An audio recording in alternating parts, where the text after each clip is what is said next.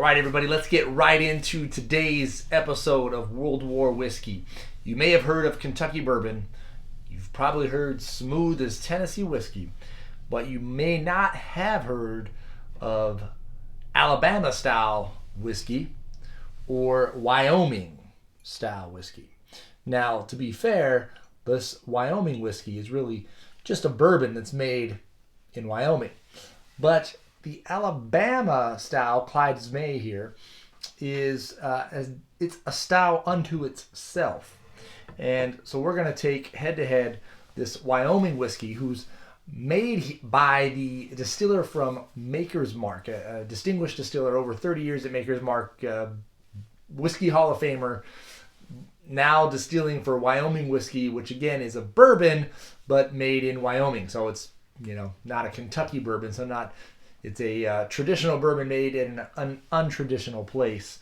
Clyde May Alabama style is a unique style unto itself that we're going to test out and see whether you should go with the traditional style in a non-traditional place or just a different whiskey altogether. So these are about $35 to $40. I paid $40 for this.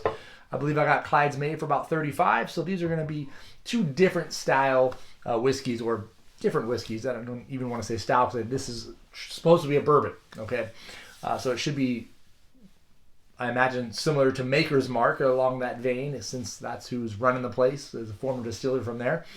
But Clyde's May is supposed to be a little different here. It's uses this dehydrated apples, aged in oak barrels. And the story of Clyde's May is the guy passed away in 1990, but he was a bootlegger, went to the war, won a Purple Heart and a bronze medal, came back and went to jail for bootlegging. Gotta love America, right? Was making some whiskey, and they throw him in prison for making some whiskey. But fortunately, his son carried on his legacy, wanted to get his unique style legalized, and in 2001, 11 years after Clyde May died, his son was able to get his whiskey produced that he had been making since the 1940s, I believe, after he came back from the war.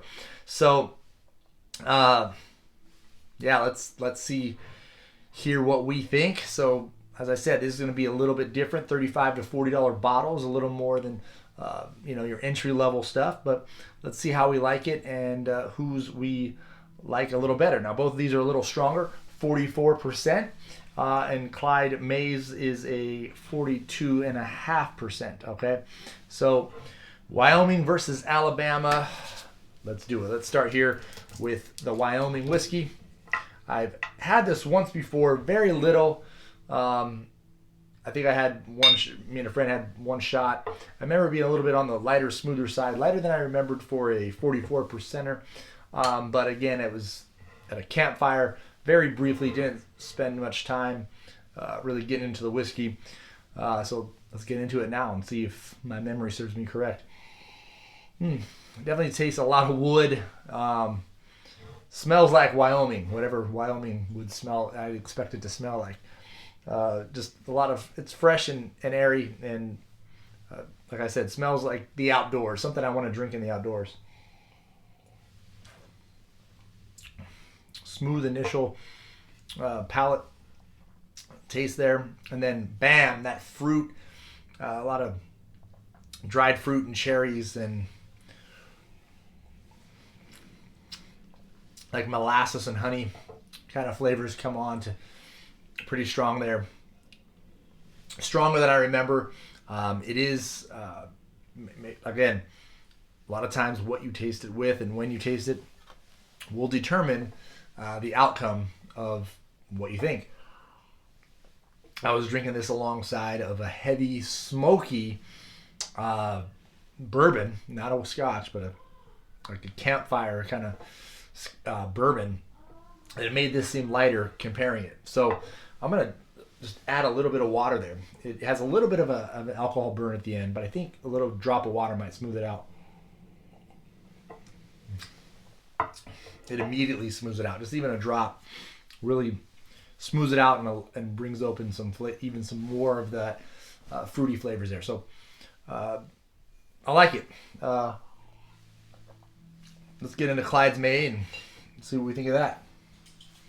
So I have not tried Clyde's yet since 1946. It says here right in the bottle. So as I said, sometime in the 40s, he's been brewing and distilling, I should say, up this batch of Alabama style whiskey, which is apparently, I hear, is really good for mixing cocktails, even drinking, on the rocks. Anytime you have like a fruity, apple-y kind of flavor, that's going to go well with cocktails.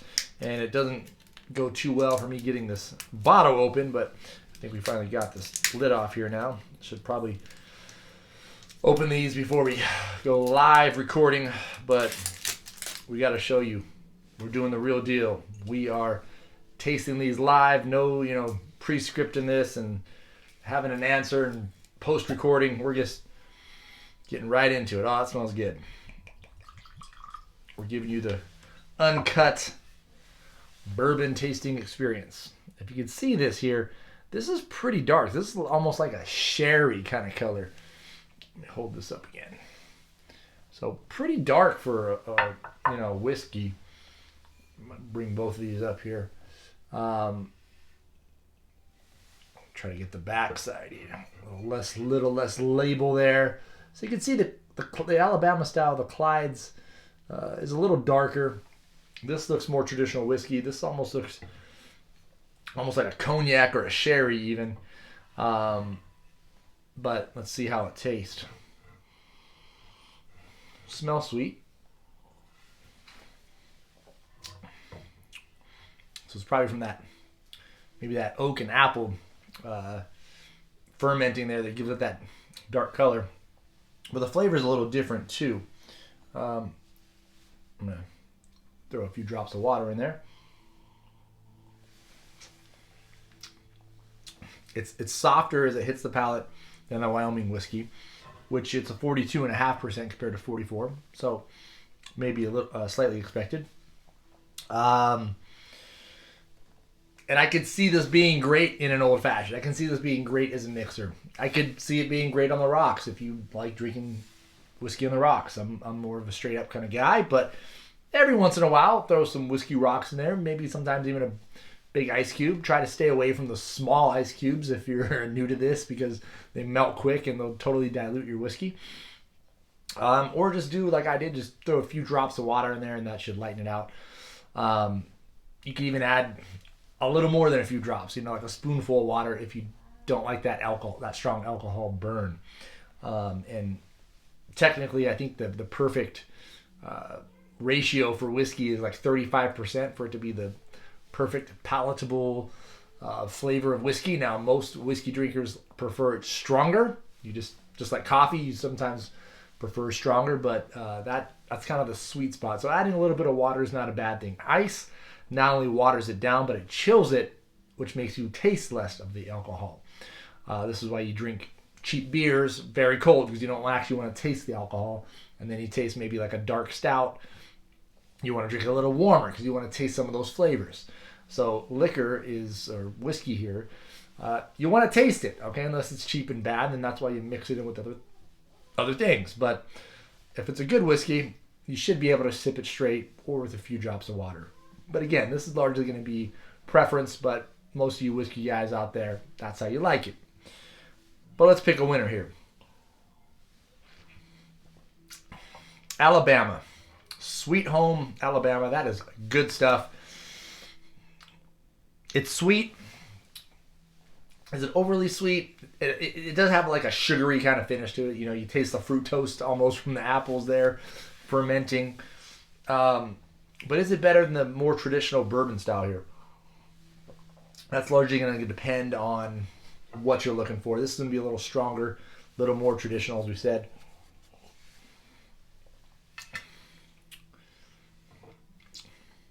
A little more Maker's Mark, even Elijah Craigie, if you're familiar with that. I don't think as good. I'd have to taste them head to head, but they're different. Elijah Craig has a little stronger of a flavor to it. Like I said, initially I thought this was very light. It's stronger than I remembered. So this is good. I'm going to give it about an 85. The Clyde's Maze, I'm just not sure about. I like it better, okay? I just don't know how many shots of this I can drink. Is this going to wear on me? Is this going to be one of those things that you have a shot and it's one and done and you can't drink a lot of it because of the sweetness begins to overpower and your palate and just kind of burns you out? I don't know.